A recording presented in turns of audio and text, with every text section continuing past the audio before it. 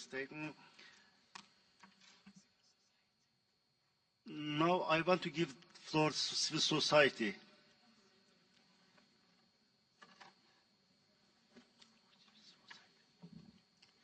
Mr. Chair, dear delegates of the parties, dear colleagues of the UNCCD, ladies and gentlemen, the CSOs that took part in COP12 are pleased to take the floor and share the views and concerns of the accredited CSOs to the UNCCD, and indeed of the wider CSO community.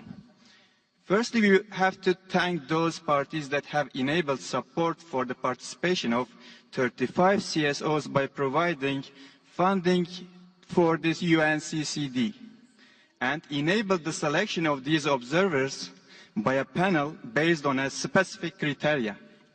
The process of selection and effective work undertaken before and during the COP enabled more contributions of substances to be made from civil society than has been the case in the past.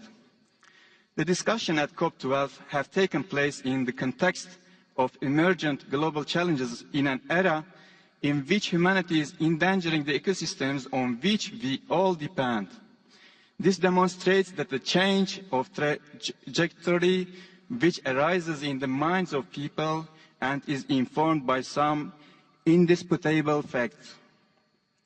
Those who in the past thought themselves immune to environmental disasters elsewhere in the planet are rediscovering they are part of a human community that has to face its destiny. Our awareness of a world with finite limits is a necessary element for our effective cooperation to conserve its scarce resources. Among these challenged, food security is paramount, as without it, humanity dignity is impossible. In a world of enormous means, it's no longer acceptable that a significant part of the population lacks access to the food they need for survival. The issue of inequality among women and men, as was discussed at the Rio Pavilion during Gender Day, undoubtedly remains one of the most deeply rooted problems in our societies. We must overcome these inequities and support the women of the world more effectively, particularly those in dry land who each day too high a price for their motherhood, for food security for their families, and the terrible strain of the ongoing quest for water and food. Mr. President, let us return to the work of the Conference of the Parties and appreciate its good organization that has enabled the civil society organizations to fully participate. Regarding the CST, CSOs recall that they played an important role in improving the efficiency of the committee and have contributed local and traditional knowledge in order to strengthen links between technology and policy making, particularly in the critical fields of sustainable land management, resilience, and adaptation of the communities. We want to thank the parties who supported this view in decision making. Regarding the roundtables of the high-level segment, CSOs appreciated in the intention of arriving at a more fruitful discussion in this segment rather than a series of statements. However, facilitation arrangements should lead to more interactivity. During the high-level segment, the CSO community was invited to organize a dialogue on the burning issues of land rights. On that occasion, it drew the attention of country parties that fact it is the time to take action to adequately address recognition of land rights of lands using communities by implementing inter alia the following: securing lands right as a prerequisite to achieving LDN, securing land tenure system for the drylands through locally appropriate, participatory and multi-stakeholder processes that take into account the dynamic nature of the dryland ecology and also take into consideration the dynamic nature of the multiple land uses of dryland communities, providing government recognition of the ownership and control of land by indigenous people and local communities, recognizing the collective rights of land users, especially with regards to the livelihoods and of pastoralists, indigenous people and women, as a first step to the supporting community-based management system to prevent degradation and restore land.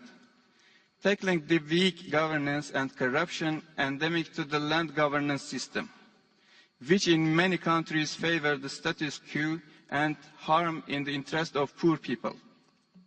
Democratizing and securing land rights so as to ensure the continued sustainable management of natural resources and to sustain the traditional knowledge, indigenous people and local communities.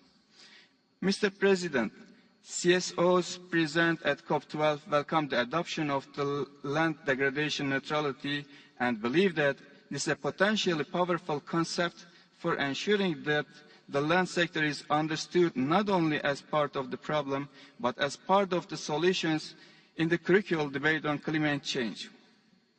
In order to deliver real benefits to people and planet, LDN must not lead to trade-offs that would lead to sustainable development being compromised to conserve the environment, result in resources being used inefficiently to restore degraded landscapes when they can be used more efficiently to conserve landscapes that are not yet degraded, create rights to degrade through offset mechanisms, lead to the degradation of water resources, undermine the rights of land users, especially in the lands used by communities, lead to land grabbing and land transfer, undermine the land rights of landless farmers, pastoral communities, and indigenous land users. In the context, any funds that are mobilized must be specifically targeted and must be governed transparently and not left in the hands of the private sector, which is driven by the profit motive. Mr. President, distinguished delegates, in all cases, neutrality in terms of land degradation must first serve the populations that the Convention is intended to protect. It should offer these nearly 2 billion people opportunities for productive work and better incomes in ways that can make them proud of their contribution to two major issues of global concern, climate change and poverty, and bolster their rights to benefit from the land. Thank you. Thank you very much, representative of the civil society. In my list, I see Brazil. I think Brazil is the last speaker. Brazil, you have the floor. Thank you, Chair, and I apologize for taking the floor at this late hour, so I'll be very brief. I would like to, in the name of GURLAC, thank our very kind hosts for this amazing COP that they put together for us in terms of installations, efficiency, and the hospitality that we agreed. We had a great success here in this COP. Lots of difficult decisions were reached, and parties showed great flexibility. It's important that we maintain focus not only on these new themes, but also on the core themes of the convention, the desertification, land degradation, and mitigating the effects of drought. And that these documents that we approve don't remain just papers. I think our work here has to go beyond papers and be transformed into concrete initiatives that we can implement. And we're very happy that Turkey is moving in this direction with the Ankara initiative. And what we saw here these 2 weeks with what Turkey has done is an example. And we're very happy that Turkey is ready to share this example with other countries and share this great experience that Turkey has. So once again, thanking also the Secretariat for all their hard work. We'd like to, in the name of GURLAC, thank our kind host for this very successful COP12, and I hope to see you next time. Thank you. I thank the distinguished representative of the Brazil for his statement. Distinguished delegates, before adjourning this meeting, I avail myself of the opportunity to express my gratitude to all delegations making significant contribution to the conference. I hope that you have enjoyed your time in Turkey, and I wish to you all a safe trip back home.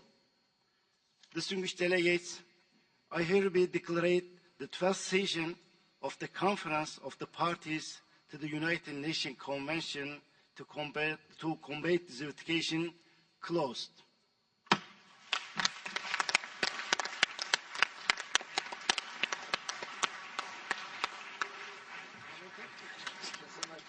Thank you. Merci.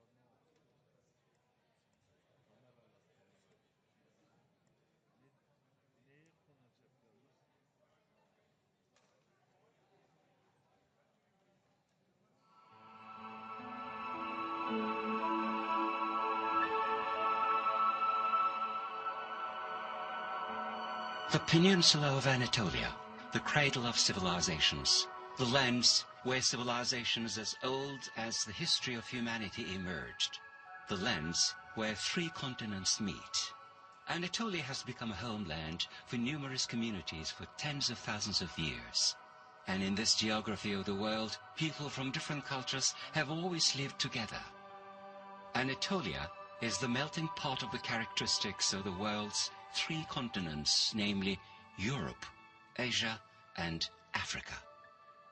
The peoples of Anatolia cultivated the soil and produced wheat, and then made bread. The Silk Road, the historical trade routes, the holy routes of religions, and migration routes of the birds span Anatolia, which is located at the intersection of continents. Anatolia is where irrigation projects, dams, and waterways were first developed and built in history. The first irrigation dam of the world was built by the Hittites in 1240 BC in Alajahuk. Even today, the water structures of Hittites are functional. Anatolia is also at the junction of various climates and ecosystems. This is why it is a unique territory in the world with its seas, lakes, forests, steppes, and 12,000 plant species, including 3,600 endemic ones. As can be seen from the World Desertification Map, Turkey is situated in an area vulnerable to desertification. When it comes to desertification, people expect to see dunes around, but desertification is a degradation of land and ecosystems. Turkey has launched a large-scale afforestation campaign with the participation of the public bodies and non-governmental organizations.